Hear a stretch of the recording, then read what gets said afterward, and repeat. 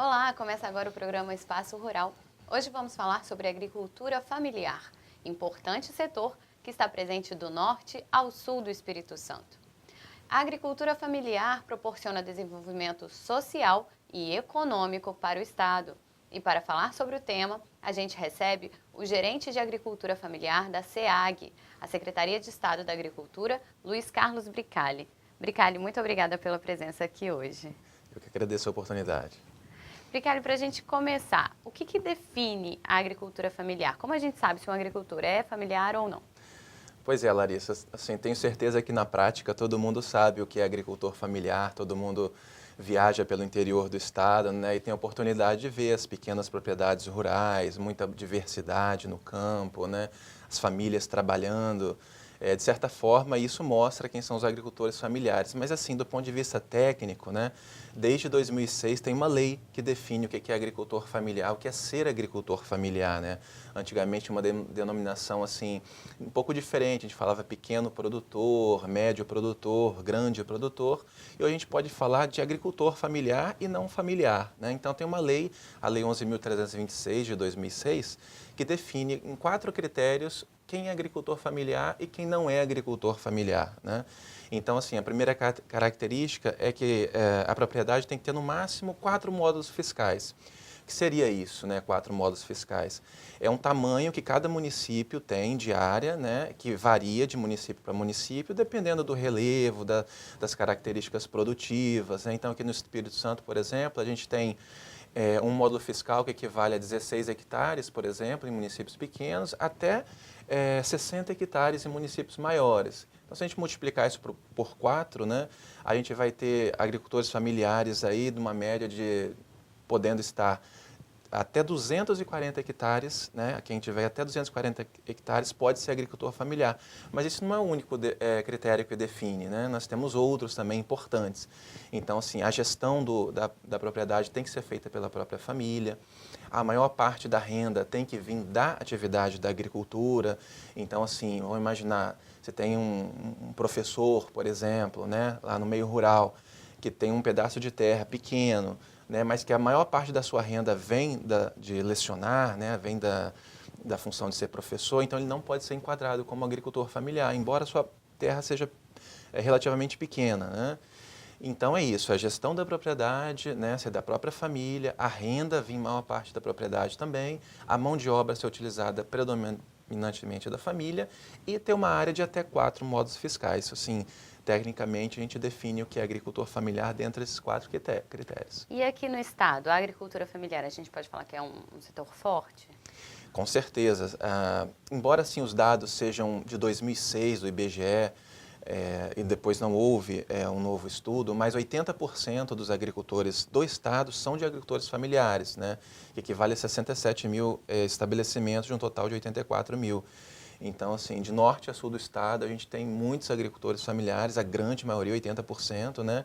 Sendo que algumas regiões a gente tem mais ainda, e municípios também a gente tem mais.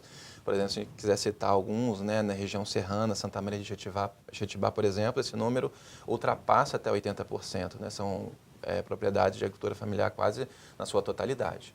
Então, grande parte do que está na mesa do capixaba vem justamente da agricultura familiar, podendo. Com certeza, assim, o que a gente come todos os dias, né? Desde o tomate, o feijão, mandioca, o próprio café que a gente toma, 70% desses alimentos vêm da agricultura familiar. Então, assim, ela tem uma importante função, né, de produzir alimentos e colocar esses alimentos na mesa dos consumidores. Nós que moramos, assim, nos centros urbanos, né, a gente se alimenta todos os dias de produtos que vêm da agricultura familiar. Então, essa, com certeza, é uma principal característica da agricultura familiar. E qual o panorama atual aqui no estado em relação, por exemplo, aos entraves, aos desafios de quem vive da agricultura familiar? Pois é, não só da agricultura familiar, mas da agricultura de maneira geral, né? Eu acho que a gente, muitas coisas melhoraram nos últimos anos, é inegável, né? O acesso, as estradas estão melhores, a comunicação está um pouco mais facilitada também, existem programas que ajudam a comercializar os produtos da agricultura familiar. Tudo isso, assim, tem melhorado bastante, assistência técnica, né? Mas ainda existem desafios para serem enfrentados, como você coloca, né? Tem muita coisa ainda para se fazer. Então, Sim, recentemente a gente viveu essa época de seca, né? A crise hídrica que teve no estado forte. Então, eles sofreram muito com isso. Então, o armazenamento de água e a produção de água são fatores assim importantíssimos para quem vive da agricultura, né? E quando a gente fala armazenamento, a gente está falando de fazer barragens, né? Que pode ser pelos próprios agricultores ou pode ser por iniciativas governamentais também. E a produção de água, acho que é mais importante até do que reservar é produzir. A gente fala em produzir alimentos, né? A gente está acostumado com isso, aumentar a produtividade das lavouras, melhorar a produção, mas eu acho que também produzir água é fundamental. Então, ter as nascentes protegidas, ter um solo coberto com os diferentes tipos de árvores, inclusive frutíferas, que vão poder ser utilizadas para comercialização depois, né? Proteger os topos de morro, que é onde tem a recarga hídrica que a gente chama, né? E imagina assim, como se fosse uma esponja dessa aí que a gente lava a vasilha todos os dias em casa. Quando a gente aperta, sempre ela está úmida, né? Por mais que a gente aperte, sempre vai estar úmido. Então, o solo precisa estar um pouco assim também. E ele só vai estar se tiver uma cobertura por cima dele, seja mata, né, uma floresta, ou as espécies frutíferas que podem ser utilizadas comercialmente depois pelos agricultores. Então, é fundamental proteger as áreas mais sensíveis da propriedade, né, que são as nascentes, as matas ciliares que estão à margem dos rios e os topos de morro. Então, essas 3 áreas são fundamentais de proteger. Aí ele vai produzir água com isso, com certeza. E nessa questão de proteção, a gente pode vincular as ações da agricultura familiar com o uso sustentável de recursos naturais, com a proteção da biodiversidade? Pois é, a agricultura familiar também ela está muito ligada a essa questão da proteção ambiental por natureza mesmo, né? Historicamente. Se a gente for observar e percorrer o estado por aí afora, de norte a sul, onde a gente tem a presença forte da agricultura familiar, a gente vai ver que tem os remanescentes florestais ainda mais presentes, né? Então, assim, por que isso, né? Porque o agricultor familiar, ele vive naquela propriedade, ele mora lá. Além dele trabalhar, ele vive lá. Então, a floresta acaba sendo, a mata preservada, acaba sendo uma coisa importante para a vida dele, seja para sombra, seja para proteção das águas, como a gente acabou de falar agora, para deixar o lugar, um ambiente mais agradável, né? Então, a gente, com certeza, a agrobiodiversidade está muito ligada à agricultura familiar, não só aqui no estado, mas no Brasil de maneira geral. Os próprios produtores têm consciência da importância de preservar? Sim, tem consciência, mas a gente precisa sempre, enquanto governo, né, incentivar para que isso sempre continue. Né? Se a gente for voltar no tempo, há 500 anos atrás, aqui no estado do Espírito Santo era todo coberto praticamente de florestas, né? E hoje a cobertura vegetal chega a 16%, por exemplo, né? Em torno disso, 16, 18%. Sendo que é importante que cada propriedade tenha no mínimo 20% de reserva legal. Né? Então a gente caminha para isso. Tem propriedades que têm muito mais do que isso, inclusive, né? E vocês podem observar também, um dos municípios onde tem mais cobertura vegetal são aqueles municípios que mais têm agricultura forte no estado. E se a gente puder fazer um paralelo, claro que também não é só o fator ambiental de proteção, né? Mas os municípios que mais degradaram são aqueles que a gente tem uma agricultura mais pobre hoje em dia, né? Porque sentem muito com a falta de água, sentem muito com a falta da diversidade, né? Para poder comercializar outros cultivos. Então, quanto mais diversificado, mais sucesso o agricultor vai ter na sua propriedade, sem dúvida. E você citou a questão da conscientização que o governo busca promover, né? Uhum. E quais são as outras ações que você pode destacar em relação às ações governamentais em prol da agricultura familiar? Sim, tem bastante coisa sendo feita, né? Já foi feita e bastante coisas sendo feitas, né? Acho que é fundamental, por exemplo, o papel da assistência técnica e extensão rural para informar, levar essas informações aos agricultores, né? Não só de produção, mas de proteção também do meio ambiente. Então, através do INCAPER e diversos outros órgãos, né? Secretarias de Agricultura, sindicatos, existe o que a gente chama de uma rede, né, de assistência técnica e extensão rural que facilita levar essas informações e os programas de governo. Então, a assistência técnica é um deles. Né, o programa de barragens que o governo do estado investiu bastante, né? Só na agricultura familiar, em assentamentos da reforma agrária, por exemplo, estão sendo construídas 25 barragens, né, investindo 90 milhões de reais.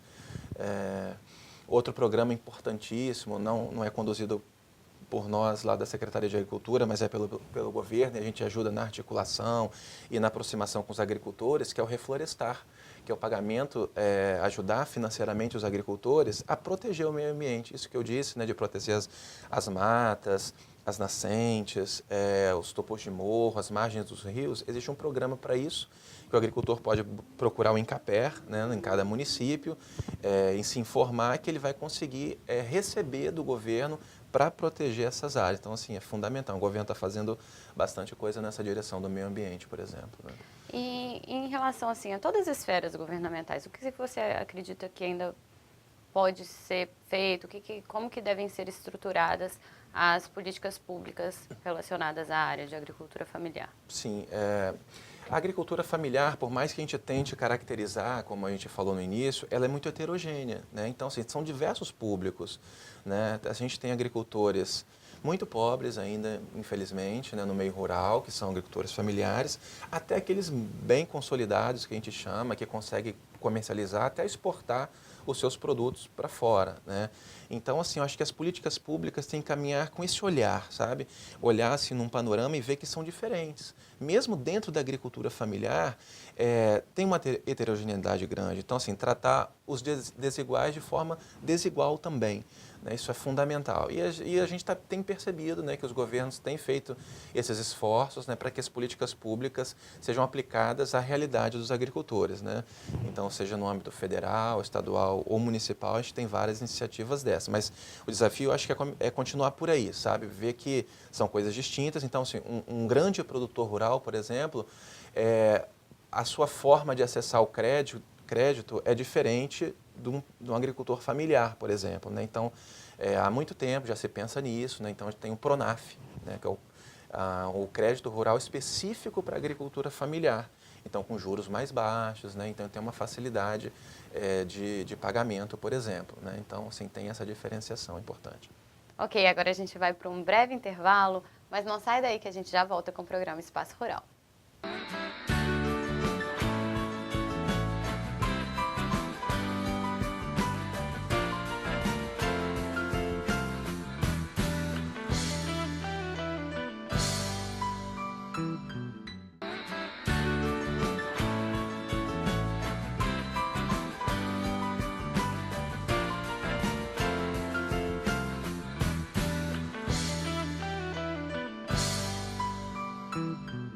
De volta com o programa Espaço Rural. Hoje a gente conversa com o gerente de agricultura familiar da SEAG, Luiz Carlos Bricali.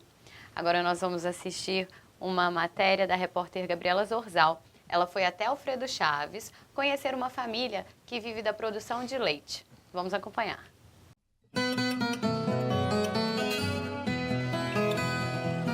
A família Bissa está unida no trabalho. A propriedade em Alfredo Chaves é exemplo de agricultura familiar, modelo de produção em pequena escala que conta com a força de trabalho dos membros da família. Aqui, a produção é de leite. A cana e o milho são para alimentação do gado em época de seca. Tenho 17 animais de lactação e hoje estou na faixa de 250 litros por dia. E assim, a minha vontade é sempre crescer mais. É cada vez mais crescer. Cada ano que passa a gente procura de crescer, melhorar mais o rebanho, a pastagem. Quase 70% dos alimentos que consumimos são da agricultura familiar, que está presente em 80% dos estabelecimentos rurais capixabas.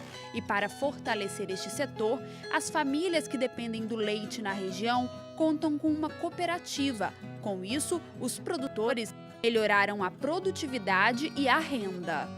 Assim, a cooperativa ela deu um incentivo para a gente com a ajuda de um técnico na propriedade. Aí todo mês vem um técnico aqui na propriedade, aí nós vamos avaliar a propriedade, aonde que nós vamos tirar as dúvidas. Melhorar, sempre de melhorar. De uns 2 anos para cá que nós entramos com essa parceria com o técnico, a renda da gente, assim, a produção aumentou de 60%, entendeu? Aumentou a produção e E a renda também melhorou, né? A gente tem trabalhado nos últimos anos com um programa Mais Leite Sustentável, e que traz um pouco mais de tecnologia para os produtores. E o Eglisson Bissa faz parte desse programa, e com esse programa tem feito uma evolução grande na propriedade, na questão das pastagens, na questão de qualidade de leite, no melhoramento genético dos animais. E não só ele, mas como vários produtores da CLAC têm aderido a isso. Melhorar a produção e a renda desses agricultores incentiva a fixação do homem no campo, com mais qualidade de vida. A gente faz com que o produtor tenha a melhor qualidade no produto, no leite, e uma melhor qualidade de vida. E assim também a gente pode levar para os nossos clientes um produto de melhor qualidade. E também, é claro que a gente incentiva que ele fique no campo e que tenha uma melhor renda para poder se manter aqui no campo.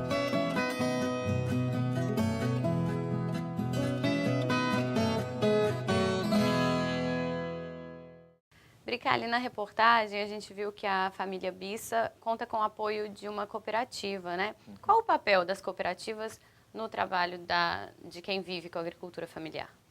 A gente viu esse caso de sucesso, né, da agricultura familiar lá em Alfredo Chaves, ligada à produção de leite. Lá a gente tem uma cooperativa de agricultores familiares que ajudam, né, que auxiliam, dão um apoio técnico, né, no que os agricultores precisam. Acho que é muito mais fácil, né, para os agricultores, quando eles estão organizados, sejam em cooperativas ou até associações de agricultores, né, para que eles consigam comercializar os seus produtos, ter mais informações, ter assistência técnica garantida, né? Então, o papel do cooperativismo é fundamental nesse sentido.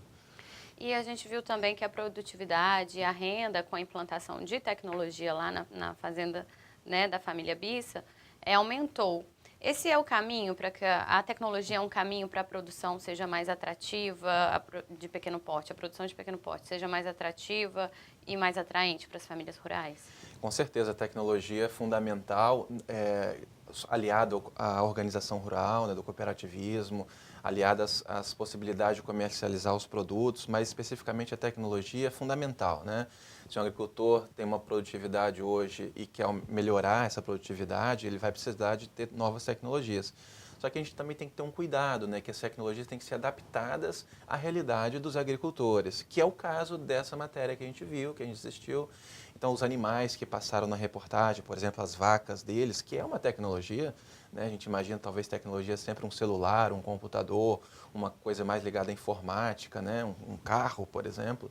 Mas um animal na agricultura é uma tecnologia. Então, ali, no caso, a gente tem animais girolando, né, da raça girolando, que não são animais nem que produzem exageradamente, mas que também não são animais que causam...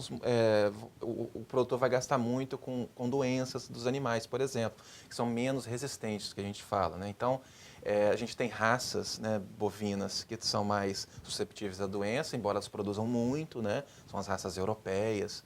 E depois a gente tem animais mais rústicos, que produzem pouco, mas que evitam doença, então o manejo vai ser mais facilitado para o agricultor, vai gastar menos dinheiro para cuidar daquele animal. Então, esses animais que apareceram na matéria é um caso típico, assim, adaptado à agricultura familiar. São animais que têm uma boa produtividade, mas que o agricultor não vai gastar tanto com remédios, com vacinas e tudo isso, entendeu? Então, é fundamental a tecnologia nesse ponto. Mas tem outras tecnologias que passaram na reportagem também, né, que é fundamental. Nesse caso específico, por exemplo, a utilização de cana com ureia, a capineira que está mostrada, que são técnicas importantes, são utilizadas na época de seca.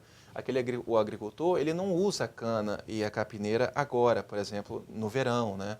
Ele vai usar quando chegar o inverno, que tem menos água, e os animais vão se alimentar na falta do pasto, né? Vão comer aquela mistura lá que ele vai fazer com aquele equipamento que foi passado ali, a picadeira, né, cortando o capim. Então, são várias técnicas e fundamental que sejam adaptadas à realidade dos agricultores, né?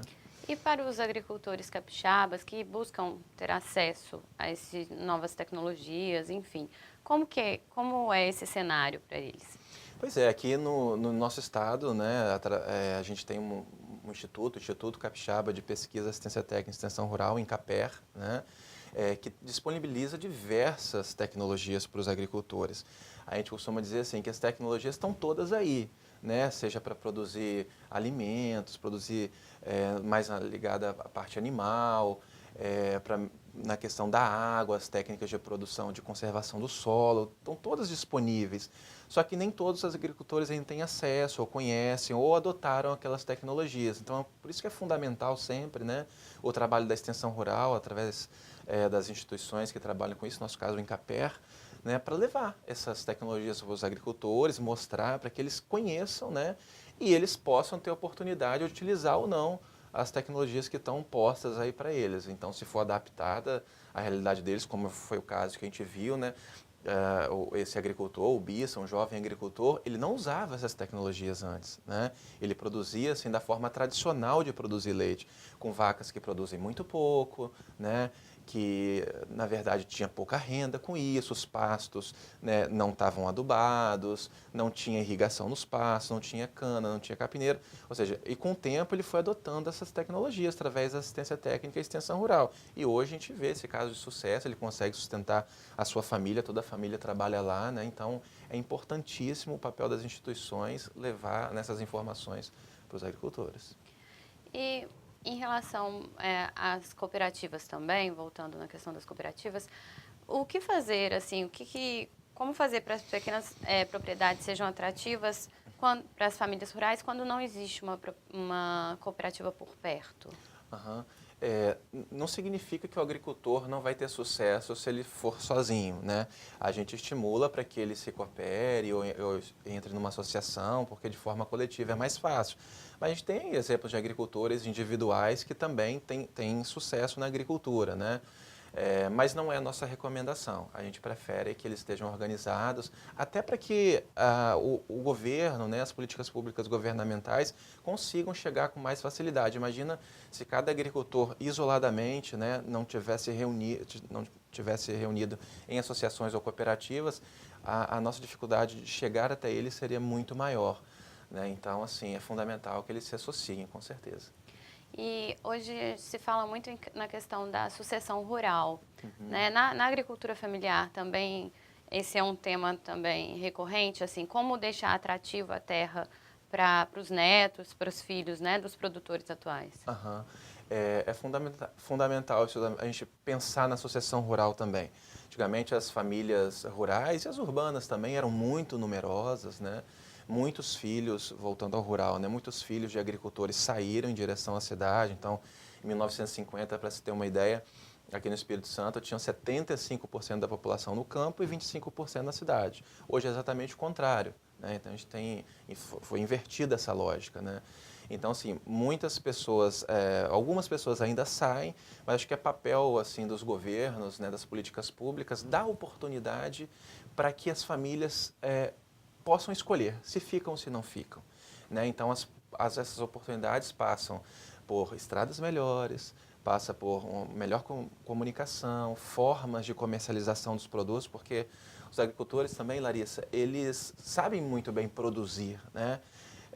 Mas imagina só esse exemplo que a gente viu, se ele tivesse a produção que ele tem, mas não tivesse uma cooperativa para ajudar a comercialização, né? É difícil para o agricultor, né, ele ter essa função de produzir e também se dedicar à comercialização. Então, assim, o trabalho do dia a dia dos agricultores é forte, né, na lavoura, seja no curral, onde tiver, e ainda ter o tempo disponível para comercializar. Então, é fundamental que tenha, assim, alguém, né, por trás, né, seja cooperativas ou o próprio poder público incentivando através de programas governamentais. Só para citar um exemplo também, a gente tem o PA, que é o Programa de Aquisição de Alimentos, e o PNAE, Programa Nacional de Alimentação Escolar, que compram dos agricultores familiares, né? Então, é mais um canal de comercialização para que eles consigam vender os seus produtos. E a educação no campo também é importante nesse sentido? Por exemplo, as escolas família agrícola? Pois é, esse é um exemplo de educação do campo, né, o modelo da alternância, onde os jovens ficam uma semana na escola e na semana seguinte eles ficam na casa dos pais ajudando. Então a gente tem escolas de norte a sul do estado nessa direção, e é fundamental pensar também em políticas públicas para os jovens, né? Para que, voltando àquela pergunta sua da sucessão rural, para que ele possa ter oportunidade de ficar. Então, a educação é uma dessas questões também importantes de serem planejadas, né? Para que eles tenham acesso e possam escolher no futuro, né? É bom lembrar também que existem lugares no Brasil e no mundo, principalmente na Europa, né, que é o que a gente chama de movimento pendular, que assim, são pessoas que vivem no campo, né, moram no campo, mas que trabalham nas cidades vizinhas, cidades próximas, né? Imaginar assim, uma jovem que vive na roça, que mora na roça, tem seus pais que moram na roça, trabalha de manhã na propriedade e à tarde vão até um centro urbano, né, e vão a trabalhar e voltam. Isso seria uma coisa, quem sabe, ideal da gente pensar e planejar o futuro da agricultura nessa direção, para que a gente tenha gente produzindo alimentos para a gente da cidade e que eles possam ter qualidade de vida no campo também, morando lá. Ótimo. Bricalli, foi um prazer recebê-lo aqui no programa hoje. Infelizmente, nosso tempo acabou, mas eu quero agradecer mais uma vez por todas as informações e pela presença. Tá certo, eu que agradeço a oportunidade mais uma vez. Obrigado. E o programa Espaço Rural de hoje fica por aqui. Se você em casa tiver alguma dúvida ou sugestão, entre em contato com a gente através do e-mail tvares.s@gmail.com. Muito obrigada pela companhia e até a próxima.